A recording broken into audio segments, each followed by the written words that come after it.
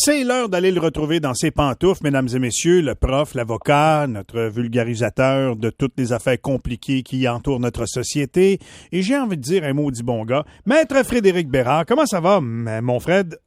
Hey, t'es bien fin, Michel, puis j'ai le goût de te dire tout de suite quelque chose en commençant avant de l'oublier. Ouais. Parce que je ne le savais pas, mais on me l'a dit. Quoi donc? Tu sais, les deux projets de loi qui circulent aux États-Unis pour faire adopter la peine de mort aux femmes qui se font avorter, là. Oui. Les projets de loi prévoient qu'on appliquerait la peine de mort également aux médecins. Ben voyons donc. Oui, monsieur. Et là, il y a quelqu'un qui m'a fait réaliser ceci. J'avais pas pensé à ça. C'est un médecin qui arrive, là. En fait, il y a une dame, disons, qui arrive à l'hôpital, est enceinte, a eu n'importe quoi, là, un accident de char. Et là, il faut la faire avorter. Tu comprends? Pour la sauver, là. Oui. Ben, ce gars-là pourrait aller se ramasser sa chaise électrique. Heureusement, je dis ça de même, heureusement, hier, j'ai écouté un bout du discours de M. Biden, Joe Biden.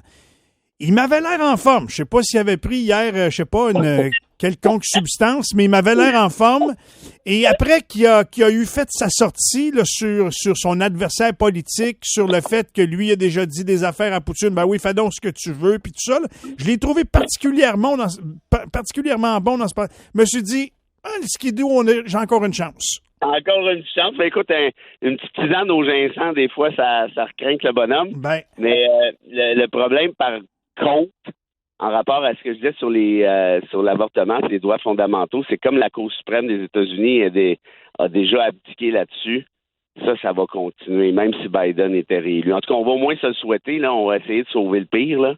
Mais tout ça pour dire que c'est les droits fondamentaux, là, tu peux pas niaiser avec ça. À suivre, bien sûr. Bon, ce matin, c'est pas vraiment le sujet dont tu veux nous entretenir. Non. Tu veux nous parler de la CAQ qui veut pas vraiment qu'il y ait de BAP, puis Norvolt, là, le fameux terrain, là, ben, déboisez ça, allez-y, l'environnement, on vous fait confiance. Écoute, deux, trois affaires là-dessus. T'sais. Benoît Charette, là, qui est ministre de l'Environnement, là, moi, c'est pas un ministre de l'Environnement, ce gars-là, là. C'est un genre de promoteur immobilier qui aide les entreprises à se faufiler dans la machine gouvernementale pour obtenir des trucs sans autorisation. Je sais pas si tu as remarqué ça, là. T'as-tu déjà vu ça, toi, un ministre de l'Environnement qui aide une compagnie à pas passer par le BAP? Ben écoute, je suis pas très friand de comment ça marche, là, mais je trouve ça assez surprenant. Mais en même temps, je me pose la question, y a-tu toujours des audiences publiques sur l'environnement à chaque fois qu'il y a un gros projet? Ben, un gros projet. Écoute, cette affaire-là, c'est une grosse histoire. Puis, qu'on se comprenne bien. Moi, je pense que l'idée de base du gouvernement Legault, d'avoir la plus grande usine à batterie électrique, c'est une excellente idée, là. Ça fait pas de doute. Sauf que, faut que ça se fasse comme du monde. Puis ça, tu vois, c'est un peu le style à Legault, hein, puis Fitzgibbon. On fait des deals, puis après ça, on va y penser. On a quand même poté 7 milliards de nos poches dans ce projet-là. Puis Norvolt, c'est un start-up là, suédois. Là. C'est pas une entreprise reconnue. Là. Elle commence. Là. Donc, elle pourrait très bien nous faire patate. En d'autres termes, pas sûr qu'on a fait le due diligence nécessaire de ce qu'on comprend. Benoît Charette, qui aide des promoteurs à passer à côté du BAP. C'est pas un ministre de l'Environnement, ça, c'est le valet de Fitzgibbon. Puis il a été assez honnête, il l'a admis. Essentiellement, bon, si on me dit faute avouée à demi pardonnée, sauf que c'est quand même... Oui, mais en même temps, le ministère de l'Environnement, on a toujours eu l'impression qu'il était juste là pour nous emmerder. Tu comprends? Tous les gens qui ont des projets, là, ils disent toujours la même affaire du ministère de l'Environnement. Ah non, pas l'environnement dans ce dossier-là. Non, je pense que je veux plus le faire, le projet. Tu comprends? Fait que là, je me dis, c'est une autre philosophie. Lui, Benoît Charette, il dit, regardez bien, moi, je suis votre ami.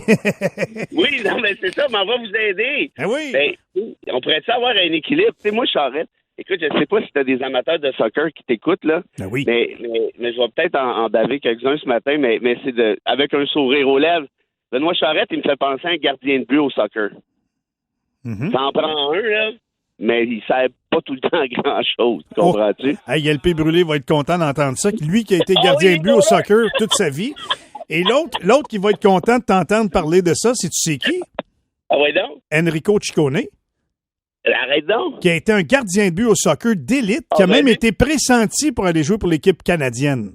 Ben, je sais qu'il nous écoute fréquemment parce qu'il me le dit. Fait que Chico, je te salue bien bas, puis la prochaine bière, c'est sur mon bras. Tu oublieras ça, j'ai rien dit. Fait qu'à cette heure, ton parallèle, on va l'oublier. Continue donc ton point sur l'environnement, voir.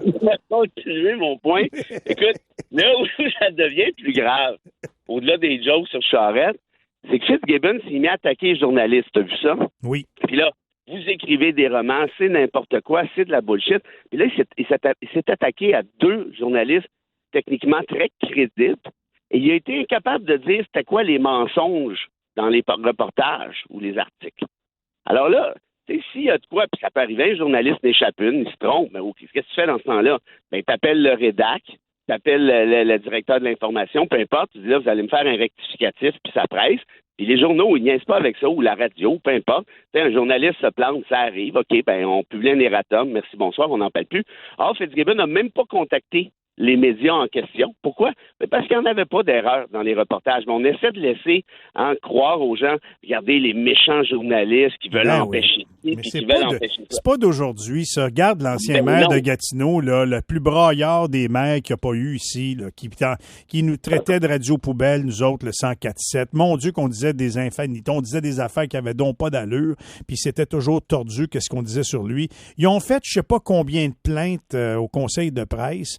Ils ont toujours soigné dans le beurre, tu comprends-tu? Toujours. Ça n'a jamais été retenu puis fondé.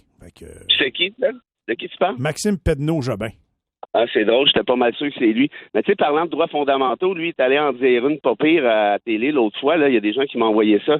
J'ai failli arracher mon ordinateur à bout de bras. Il dit les droits fondamentaux, ça, les droits de la minorité, c'est la majorité qui décide. OK, t'as vraiment compris c'est quoi la mécanique d'un droit de minorité, toi. C'est pour aller dire des niaiseries comme ça à télé d'État. Ouais. Fermons cette parenthèse-là. T'as raison de dire que ce que tu viens de dire là, mais le 4e pouvoir, c'est-à-dire les médias, il est essentiel d'une démocratie, là. Pourquoi tu penses qu'au Nicaragua, ce que je te racontais, pourquoi tu penses qu'ils mettent les journalistes en prison? Pourquoi tu penses que la Russie fait la même affaire?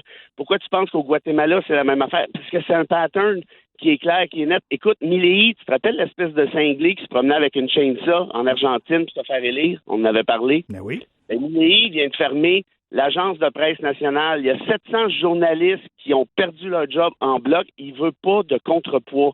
Fait que moi, quand j'entends Fitzgibbon dire ça, je me dis non, on va pas là. Pas au Québec, là. Laisse ça ailleurs. Nous autres, on n'est pas comme ça. Et là, rajoute à ceci ce que je vais te dire là. François Legault, il y a 3-4 jours, il t'écrit sur Twitter. Écoute, j'en revenais pas, j'ai lu 4 fois. Il dit là, il y a des intellectuels, là, il prend l'air de Duplessis pratiquement, là, des joueurs de piano, des pelleteux de nuages. Ça doit être moi puis je sais pas qui. Ben, nous autres, les intellectuels, on dit qu'apparemment que c'est important d'avoir des juges pour respecter les droits fondamentaux. Mais François, lui, il aimerait mieux que ce soit juste l'Assemblée nationale. Pas besoin de juges. Premier ministre du Québec s'en va écrire ça à ses 300 000 abonnés. On veut pas de juges pour les droits fondamentaux. On n'a pas besoin. On est là, nous autres. Oui. Ben, ça ressemble à quoi, ça? Un premier ministre qui dit qu'il veut pas de juges? C'est un dictateur. C'est quoi l'alternative? C'est une société qui n'a pas de juge. Comment on appelle ça? Il n'y a pas 100 000 options, là. C'est une dictature. Fait que tu vois, toutes ces espèces de... Puis là, rajoute Fitzgibbon, qu'est-ce qu'on vient de dire? Il y a des tendances autocratiques qui commencent, des réflexes autocratiques qui se développent. Pas en train de dire que Legault, c'est un dictateur, c'est pas ça que je te dis. Mais ces réflexes-là, t'es là un petit peu partout. Là, mais dans en le même monde. temps, Fred, je comprends tout ça. Puis là, tu vas à gauche, pas à droite, puis c'est une très bonne analyse. Mais sur le projet des batteries, là, tu sais, comme citoyen du Québec, je voudrais pas qu'on le perde non plus, ce contrat-là. Puis je pense qu'il y a bien du monde qui partage cette opinion-là. Tu sais, on trouve ça correct que le gouvernement du Québec ouvre des portes à des entreprises qui viennent, tu sais, des gros projets comme ceux-là. Mais en même temps, c'est quoi le coût de ça? Puis jusqu'à quel point on est prêt à bafouer tout ce qui existe dans notre province pour ouvrir la porte à du monde, tu sais? Je le répète, moi, je pense que c'est un projet qui est intéressant. Sauf que si tu as des journalistes sérieux qui te disent il n'y a pas eu ci, il n'y a pas eu ça, on nous a menti, c'est pas la vérité, c'est pas ça que Fitzgibbon a fait, puis non, il est arrivé telle autre affaire. Ben moi, je veux que les journalistes soient capables de faire leur job à 100% sans se faire rentrer dedans par un super ministre qui les accuse de mentir. Tu as raison là-dessus. T'as raison, t'as tout à fait raison. Le projet sur le fond, oui. OK, mais pour le reste, les gens jugeront bien. S'il y a des mensonges, ben ils décideront après si c'est encore une bonne idée ou pas une bonne idée. Mais pour ça, ça nous prend des médias qui sont la courroie de transmission en démocratie, essentiellement. Très bien dit, mon Fred. Écoute, il faut qu'on se laisse tôt ce matin parce que ça donne qu'il y a eu un meurtre, en fait 6 meurtres hier ici. Puis on doit parler de ça dans quelques instants. As-tu une petite citation pour nous quitter ce matin, vite fait? Ben, très certainement, mes pensées, évidemment, aux familles des victimes, aux proches aussi, mais la petite citation, ben écoute, je pense qu'elle colle t'en jugeras, mais elle colle avec ce qu'on vient de se dire là. C'est une citation d'un grand philosophe du 19e siècle, Lord Acton, qui disait ceci. Il a surfé un peu sur ce qu'avait dit Locke, un peu ce qu'a dit Montesquieu. Et Acton a dit ceci, puis ça résume tout. Puis je l'adresse à François Legault et à Fitzgibbon. Le pouvoir corrompt et le pouvoir absolu corrompt absolument. Ça, c'est en lien avec ce que tu viens de nous raconter. Effectivement, on comprend très bien. Je te souhaite un excellent week-end, mon Fred, puis on se retrouve la semaine prochaine sans faute. Toi aussi, mon ami. Salut à tout le monde et à bientôt. Bye-bye.